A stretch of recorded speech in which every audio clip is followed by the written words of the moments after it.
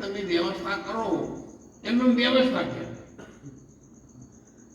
પણ જમણવારો આપણને અડધો ગુજરાત હોય તો આ જમણવારો કેમ પછી ઓછું જમણવારો વધારે મોડો ભેગો થયો તો લડમ હોય ક્યાં તમે ચિંતા કરો. દરેક સ્ટેજ ઉપર આપણે વિચારીએ, ભગવાનના સ્ટેજ ઉપર વિચારીએ, સમાજના સ્ટેજ ઉપર વિચારીએ અને સૌને સાથે રાખો.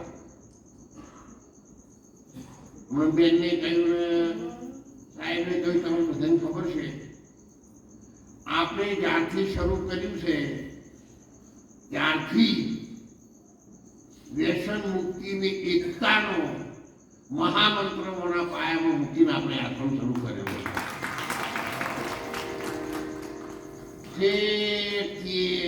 આ ગજેન્દ્રભાઈ તો આપણે નાના છોકરા જેવડા હતા બધા, રક્ષિતભાઈ, ગોવિંદભાઈ, બધા નાના છોકરાઓ હતા, મારી સાથે હતા. અને એક સમય એવો હતો ત્યાં તબલો વગાડી અમુક એક ભેગો છે ને એટલે 51 રૂપિયા, 51 રૂપિયા તારું વાંચવું 2 રૂપિયા અને 4 અઠવાડિયાના સિંહ રાખીને ભક્તિ કરી લીધો. અત્યારે લોકો મને ત્યારે અમે નતા, અત્યારે આપણે ભાવ આપણા બધાનો એ છે.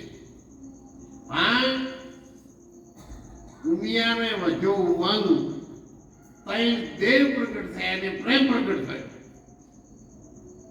કોઈ પણ વસ્તુ માટે પ્રેમ પ્રગટ ના થાય ત્યાં સુધી સાચી વસ્તુ કદી પ્રગટ થાય નહીં.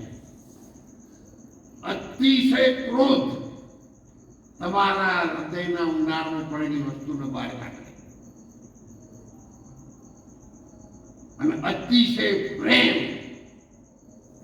અતિશય ક્રોધમાં કોઈને કદી વચન ના આપે. અતિશય ક્રોધમાં કોઈને ગમે ત્યારે બોલવાનું ટાળો, પરિણામ વિપરીત આવશે. જગ્યા છોડી દો.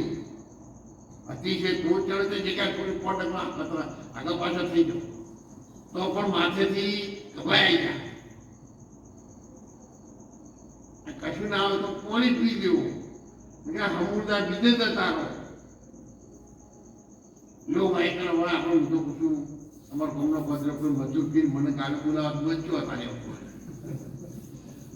એ પછી બોલું થયું તો આપણું થયું. જ્યારે તમે હોતા ને તો આપણે પછી એવું મનથી સમજી લો કોણ બનશું બાપુમાં તાક માથું એવું થશે. એટલે એવું આપણા અંદરથી શીખવાનું, બીજા કોઈને શીખવાડવા આપણને આવડતું નહીં. મેં કહેતા ગજેન્દ્રભાઈ પટેલનો દીકરો થતી એ વખત અમને નવાઈ લાગતી હતી.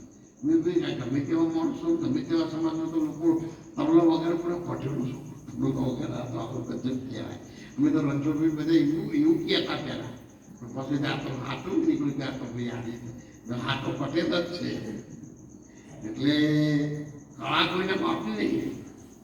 એટલે આપણે વગડ્યું છે કે હમણાં આપણે વળગાડીએ તો બધું બધું ખરીએ જાય, ફૂટીએ જાય અને આપણે થાય છે ને.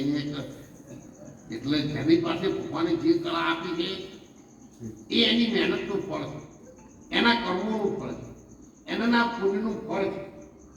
એમાં હંમેશા આપણે રાજી. તમે બીજાનું ગમે તે વસ્તુ સારી પાડી રાજી થાઓ, ભગવાન તમારા ઉપર રાજી. એક ભાઈ ગરમી સખત હતી અને પાછી બેનો વાળો હતો, એનો બહુ તરસ લાગી. એટલે બંગલામાં આમ જોયું કે સાહેબ હેચકા વગર બેઠા બેઠા હેચતા હતા એટલે કે લાગ્યું મને કહો. અને ફોનમાં ઓગળ્યું તો ચાલુ રહેશે બધાને. આમ તમે બીજાનો ઓગળ્યો કરો તો તમને એમ કહે કે મારા મમ્મી ઓગળ્યો કરો.